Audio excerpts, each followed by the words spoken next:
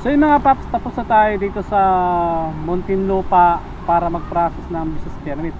So mamaya mga lodi, galing dito ng Muntinlupa Sports Center, diretso tayo ng Binangonan. Siguro yung mga biyahe natin dyan mga paps, mga 1 hour lang mahigit. So from here, galing dito sa Muntinlupa, baybayin natin yung Sukat, Taguig, Taytay, Angono, Binangonan. Alright mga lodi, so galing dito ng Muntinlupa Sport Complex mga lodi, yan, kabiyahe tayo papuntang Binangonan, Rizal. Alright, so gamit ang Honda Click mga paps, tara let's go.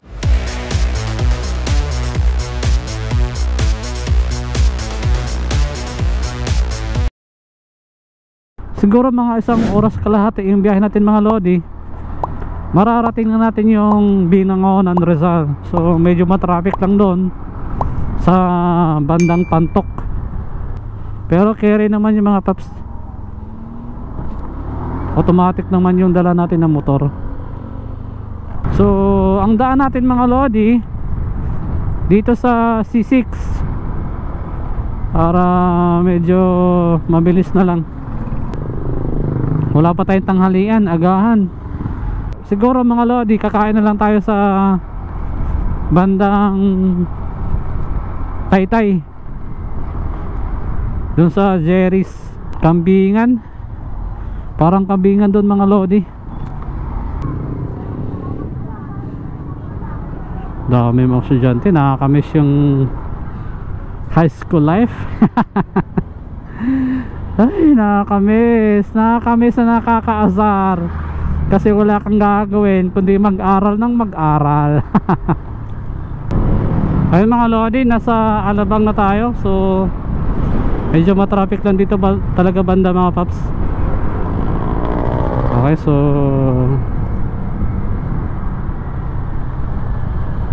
stoplight na tayo mga lodi. Dito to mismo sa dating Star Mall mga lodi. Ayan yung Star Mall na nasunog mga paps. Ayan, okay. So simula dito,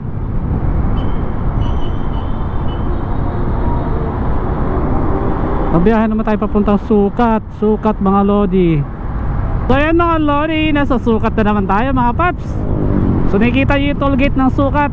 Ayan mga lodi, expressway. So after nito mga paps, Bikutan na tayo. Alright, so doon tayo dadaan sa C6 para mabilis yung biyahe natin mga paps. So yung mga lodi, nasa Tanyag na tayo, nadaanan natin yung Tanyag mga paps. Next nito is yung Bikutan na, Bikutan Interchange. Okay, so kunting-kunti na lang talaga mga lodi, C6 na tayo. Although mabilis naman talaga ang biyahe dito, kaso nga lang medyo singitan.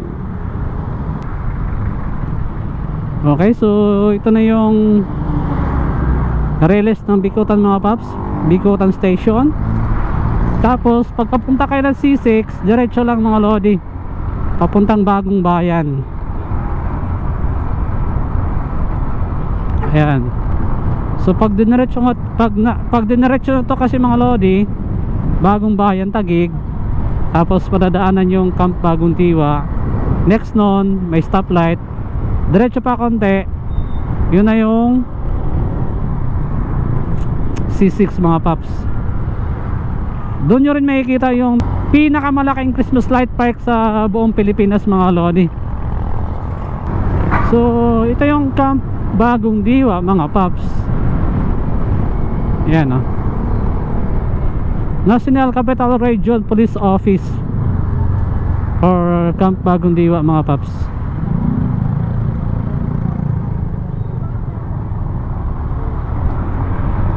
Ay mga paps, nakita niyo yan, yan yung lake ng Laguna de Bay mga paps. From here, dito sa Camp Bagong Diwa pababa, makikita niyo siya mga paps. Kitang kita nyo, ayan mga lodi.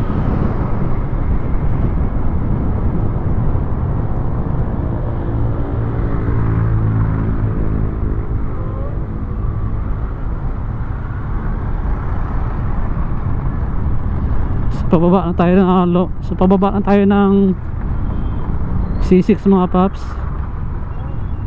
So ito yung sinasabi kong stoplight mga lodi. Ayan, after nito, pag nalagpasan nyo tong stoplight mga paps, C6 na yan.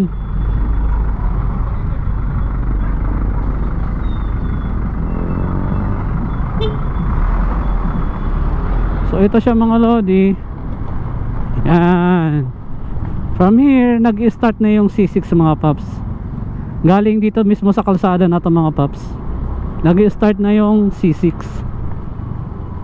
Tapos sa bandang kanan natin mga lodi dito, yan yung Taguig Lakeshore. So before na gawa yung biggest Christmas light park in the Philippines, ito lang siya muna mga paps. Yan, kung ano nakikita nyo, yan lang muna siya. Ito lang yung dati. Yan, hanggang dyan, hanggang dito lang yung mga paps. Dito, yan.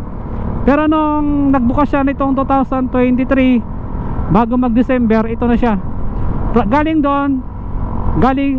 doon sa tinuro ko mga paps, dito, ayan, nakikita niya mga lodi, yung bamboo na yan, Chinese bamboo, papunta rito, dito, ayan mga paps, stage. Tapos sa gate 2, ito mga paps. Hoy, what's this? Nahulog, ayan, sorry mga lodi. Tapos dito, ayan, nakita niyo, nakikita yung big Taguig, ayan. So nabubulol ako mga paps. Dito, yung pinaka main stage, at dito yung entrance mga lodi, ayan. Tapos dito pinaka entrance ng parking, gate 3. Napakalawak mga paps, ayan. So galing doon, galing doon at saka dito mga paps, nagtatapos yung TLC Park. Okay, so nakikita yung mga green na yung mga paps dito lang sa bandang gilid, sa pangpang ng Laguna Lake. Yan yung mga kangkong. So dinideliver yan sa mga palengke ng Taguig. Umaabot yan sa kahit anong, umaabot yan sa mga iba't ibang palengke mga paps. Sumasarap yan isigang. Isigang o kaya adobuhing kangkong. Alright, okay mga paps, from here bibiyahe tayo papuntang Taytay Rizal. Okay, so galing ito sa tulay na to mga paps, dito nagsisimula yung bayan ng Taytay. Pag dito kayo dumaan sa C6 mga lodi, ayan, ito yung bungad ng Ilog Pasig mga paps. Dito nakagaling yung tubig ng Ilog Pasig mga lodi. So dito yung makikita mga paps yung mga napakaraming mga tindahan na mga motor parts and accessories mga paps. Dito yan sa kahabaan ng Taytay, pagbaba nyo mismo ng tulay. Maliban dun sa 10th Avenue sa Caloocan, meron din dito mga paps. Nakakagutom na mga lodi, pero no choice. Dito tayo sa Jerry's, ano ba yun? Jerry's Restaurant. Masarap kasi mga luto doon mga lodi. Ito rin mga lodi, galing dito ng Laguna Lake. So papunta yan dito mga paps. Yun, Laguna Lake yung dulo mga podi. So napakaraming kangkong sa baba mga paps, oh. Tsaka water lily. Aray, naabutan ng stoplight.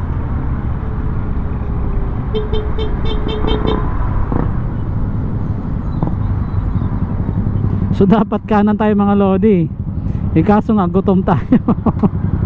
Dito tayo dadaan mga paps. Ay, gutom na talaga ako. Iba ng pakiramdam ko mga lodi. Siguro hindi na tayo babalik dito mga paps. Doon na tayo dadaan sa Ortigas Extension.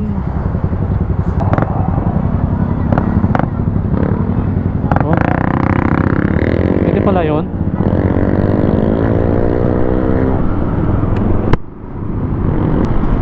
Kasi pag pupunta kami ni Mrs. mga paps, papuntang Tanay Rizal or party ng Rizal mga paps, pag nadaanan namin tong highway na to, kumakain talaga kami dun sa restaurant na yung mga lodi. Mura na, masarap pa. Alam ko may branch dito mga lodi, packet ng Marilaki. Dito na yung mga paps eh, gutom na talaga ako. Sobra. Kakanan tayo dito mga lodi. Ayan. Kasi doon sa dulo Taytay Public Market proper, yung pinaka proper town nila. So dito tayo kakanan mga lodi. Ano, Jerry's Kambingan Native Food. Ayan mga lodi, masarap kasi ito dito eh.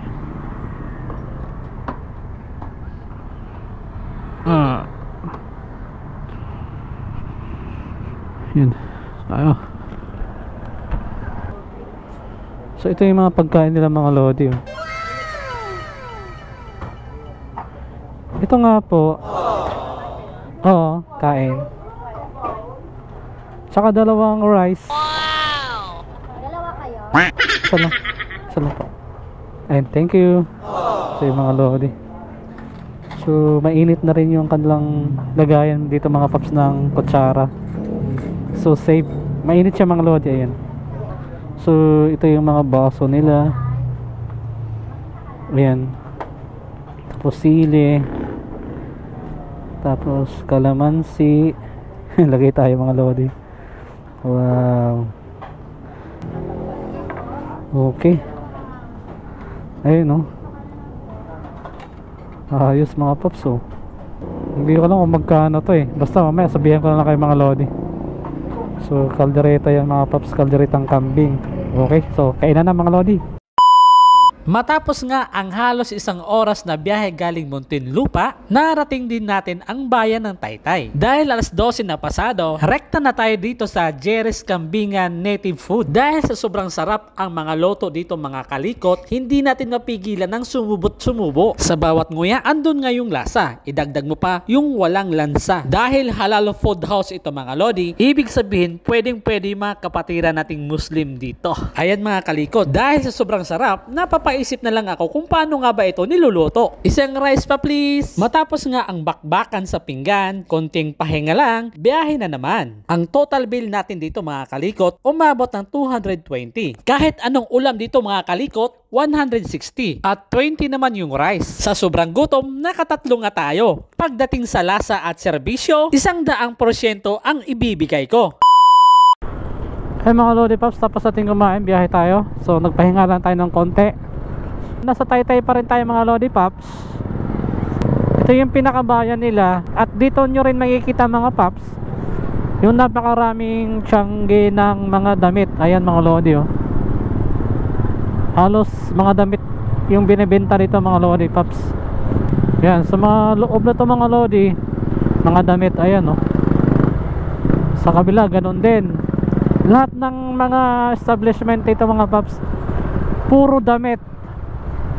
Ayun mga lodi, nasa Angono na tayo.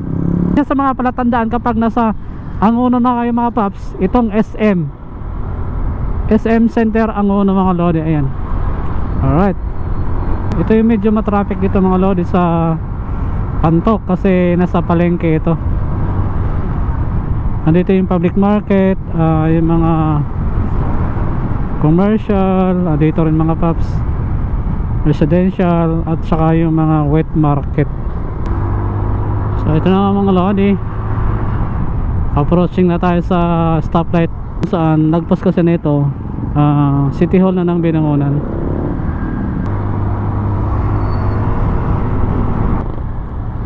So ayan mga lodi, Binangonan City Hall na tayo mga paps.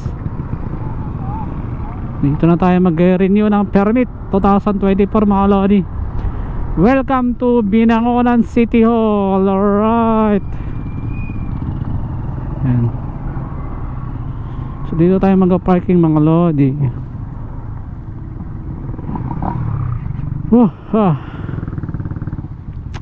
So pwede mag-parking taas kabila.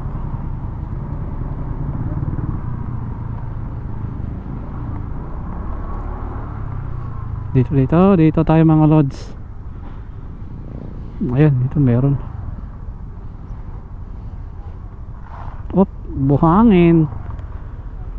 Alright. So pasok na tayo sa entrance ng Binangonan City Hall mga paps.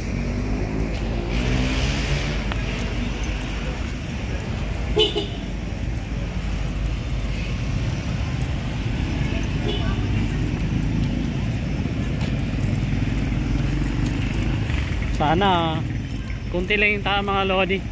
Kaka-start lang kasi ngayon. So first week pa to ng renewal ng permit. So hindi ko lang alam next week mga lodi. So sana kunti lang mga paps, hindi ganun kahaba yung pila.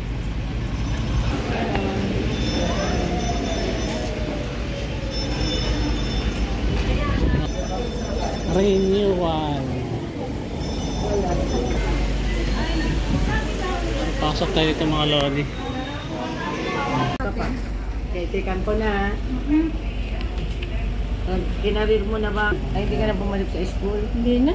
Matapos ko nga masubmit yung mga documents para sa renewal permit for 2024 mga kalikot, aantayin na lang natin sa labas yung assessment para babayaran ko na lang sa sunod kong balik. So yun mga Lodi Pops, kakatapos lang natin mag-process ng assessment para sa permit dito sa Binangonan Rizal mga Lodi. So check muna natin, mamaya mali yung binigay sa atin mga Lodi. Dito tayo. Check muna natin kung tama ba yung assessment. So Carapace,